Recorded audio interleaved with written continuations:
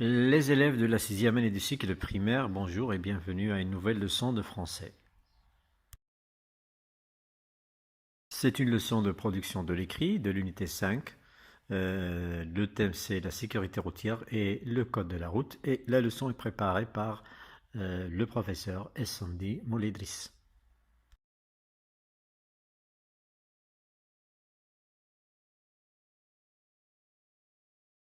Commençons donc par regarder l'image.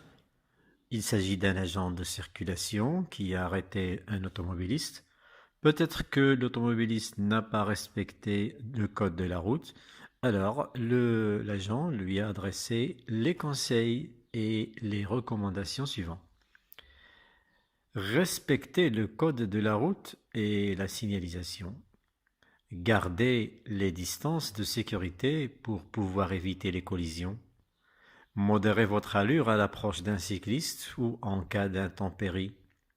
Soyez prudent en cas de dépassement. Regardez latéralement et derrière vous avant d'ouvrir la portière. Ne stationnez pas sur les aménagements cyclables. Ne klaxonnez pas inutilement. Respectez strictement les limitations de vitesse. Alors vous avez écouté le texte. Alors première question, de quoi parle ce texte? Alors à votre avis, il parle de quoi? Oui, le texte parle de recommandations et de conseils adressés par un agent de circulation à un automobiliste. Question suivante, de quel type de texte s'agit-il? Alors, si vous vous rappelez ce qu'on a dit dans le texte de lecture que nous avons vu dans le même thème, on a dit que lorsque nous avons des phrases qui commencent par des verbes à l'impératif qui expriment soit une interdiction, soit un ordre, soit un conseil ou bien des recommandations, alors là, il s'agit d'un texte injonctif. C'est ça donc, ici, il s'agit d'un texte injonctif parce que les phrases que vous avez devant vous ici, ce sont des phrases impératives. Et à qui s'adresse l'auteur dans ce texte?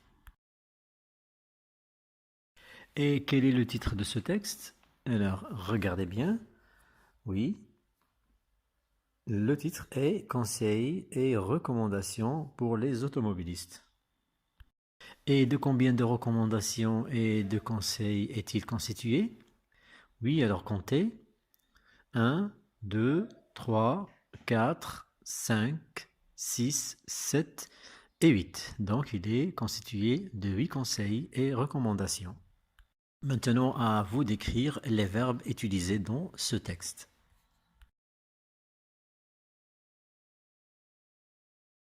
Alors, les verbes sont, dans la première phrase, respecter, puis dans la deuxième, garder, ensuite modérer, stationner, soyez, regardez, klaxonner et enfin respecter. Maintenant, vous allez revenir au texte, puis vous allez essayer d'écrire sur une feuille, sur votre cahier, les phrases qui expriment des conseils d'un côté et les phrases qui expriment des recommandations de l'autre côté. Alors, vous pouvez arrêter la vidéo, puis faire l'exercice, répondre à la question, et puis après vous allez voir la réponse. Alors, les phrases qui donnent des conseils dans le texte, oui, vous devez les recopier sur votre cahier. Alors, ces phrases sont, oui, la phrase A, la phrase B, la phrase C, la phrase F, la phrase G et la phrase H. Donc ça, ce sont les phrases qui renferment des conseils. Pour les recommandations, nous avons deux phrases. Oui, c'est la phrase D et la phrase E. Alors vous avez vu que les verbes sont tous conjugués à l'impératif. Les phrases, ce sont des phrases impératives. Donc ici nous avons un texte injonctif composé de phrases impératives où nous avons des conseils et des recommandations. C'est donc un texte injonctif. Alors parlons un peu des caractéristiques d'un texte injonctif. Alors première chose, un texte injonctif doit renfermer des ordres, des conseils, des recommandations ou des interdictions. Puis les verbes dans les phrases d'un texte injonctif sont conjugués soit à l'impératif présent, c'est-à-dire au mode impératif. On peut aussi les mettre au mode infinitif, c'est-à-dire les verbes non conjugués. Et par exemple, on peut dire pour votre sécurité, je vous conseille de, deux points, puis respecter le code de la route, garder les distances de sécurité, modérer votre allure, être prudent, etc. On peut aussi utiliser des expressions d'obligation, comme il faut, le verbe falloir, il faut, ou bien le verbe devoir, tu dois, vous devez, on doit, etc. Alors maintenant, nous allons faire un petit exercice.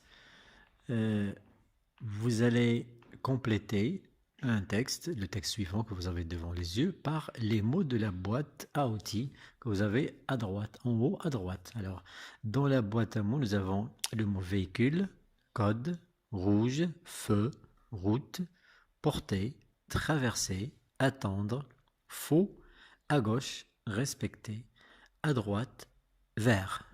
Alors, donc, s'il s'agit d'un texte injonctif, alors ça, là, ici, on s'adresse aux piétons. Alors, il, vous assurez que les conducteurs vous voient avant de traverser. Oui. Deuxième phrase, que les véhicules se soient arrêtés avant de traverser. Troisième phrase, ne pas entre deux voitures.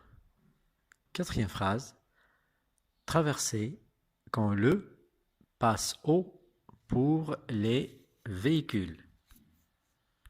Cinquième phrase, ne traversez jamais quand le feu est pour les. Il faut des vêtements de couleur vive quand il fait noir. Il faut le, de la. Et enfin, avant de traverser, regardez et bien. Là, je vous conseille d'arrêter la vidéo pour faire l'exercice et puis vous allez voir la correction après. Alors, voyons un peu comment vous avez procédé, comment vous avez raisonné pour répondre. Alors, pour la première phrase.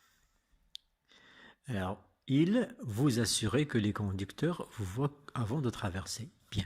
Alors, si je ne suis pas sûr que les conducteurs me voient, est-ce que je peux traverser? Non, je ne peux pas traverser. Donc, je dois m'assurer que les conducteurs me voient avant de passer, avant de traverser. Alors là, il s'agit d'une obligation. Et on exprime l'obligation par le verbe falloir ou bien devoir. Alors ici, dans la boîte à mots, nous avons le mot faut, donc on doit dire il faut vous assurer que les conducteurs vous voient avant de traverser. Bien, alors est-ce qu'on peut passer au moment où les voitures roulent? Non, on ne peut pas traverser pendant que les voitures roulent. On ne peut traverser que lorsque les voitures s'arrêtent. Donc ici, il faut attendre. Donc le verbe ici, nous avons à mettre ici un verbe, attendre que les véhicules se soient arrêtés avant de traverser. Bien. Troisième phrase, entre deux voitures garées, il ne faut jamais traverser. Donc là, il ne faut pas traverser. Donc ne pas traverser entre deux voitures garées. Quatrième phrase. Alors, quand le feu est rouge, les voitures s'arrêtent et les piétons passent. Donc ici, traverser. Donc ici, nous avons la permission de traverser. Quand est-ce qu'on peut traverser? Quand le feu passe au rouge pour les véhicules. Et dans la phrase suivante, c'est le contraire. Ne traversez jamais. Alors pourquoi il ne faut pas traverser?